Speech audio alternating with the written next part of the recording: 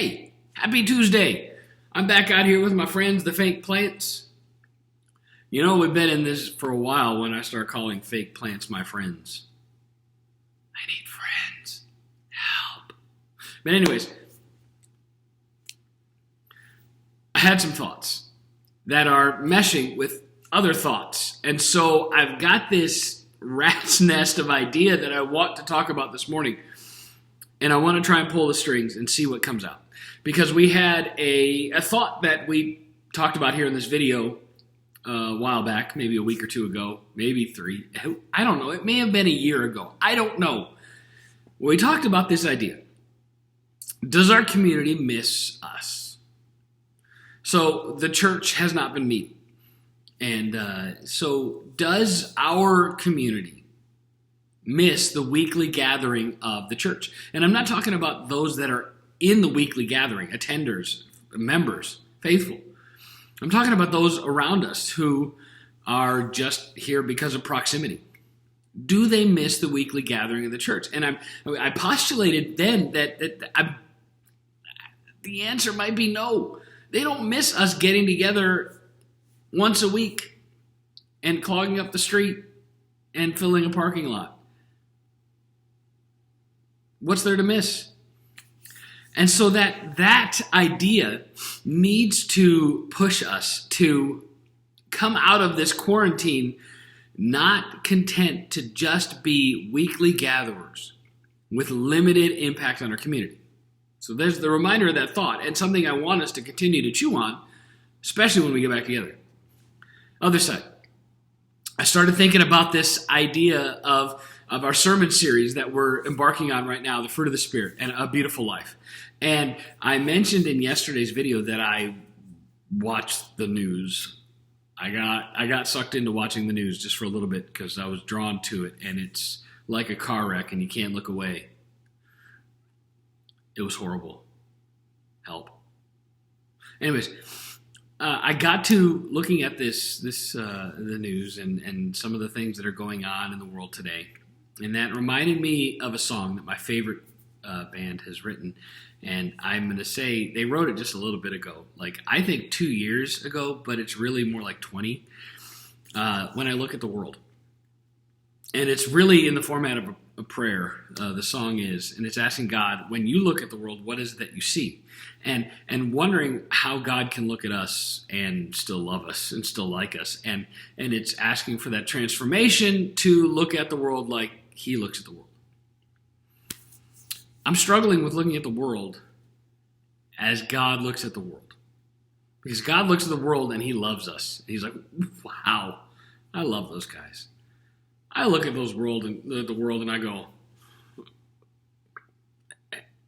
am I lumped in with all this? You see, I'm struggling with responding to the world as a Christ follower should. I'm struggling with this idea that I must have the fruit of the Spirit emulating from me, reflecting the Spirit and God on this world. And instead of responding with a desire to argue, which is kind of a natural tendency, love, joy, peace, patience, kindness, goodness, gentleness, faithfulness, and self-control. You see, when I look at the world, well, that's a struggle.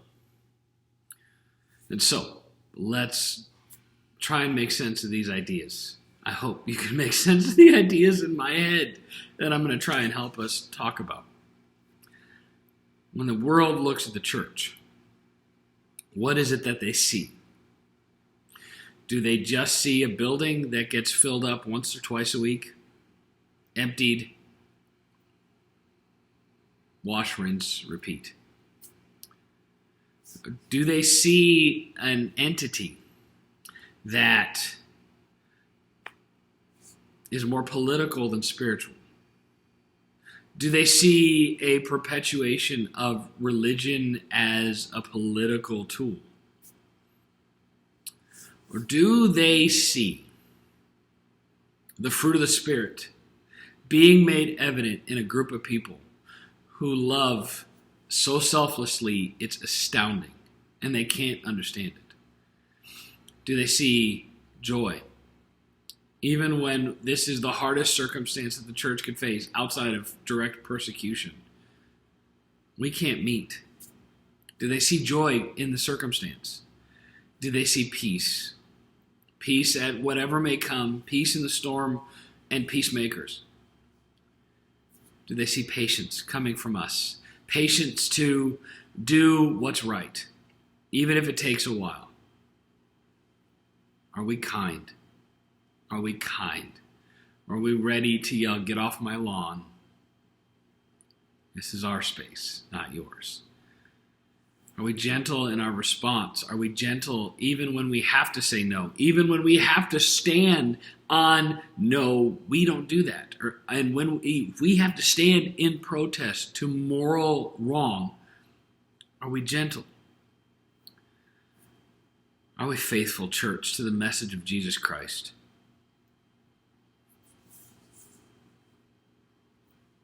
Do we have self-control? No, it wasn't counting. I think that's all 9. I might have missed one. But you get the point. It's not so much about what we see when we look at the world. I want us to be attentive to what the world sees when it looks at us.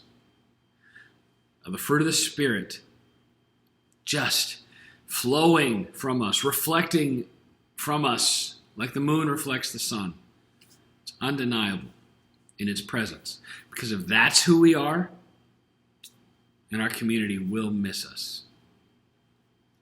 See you later.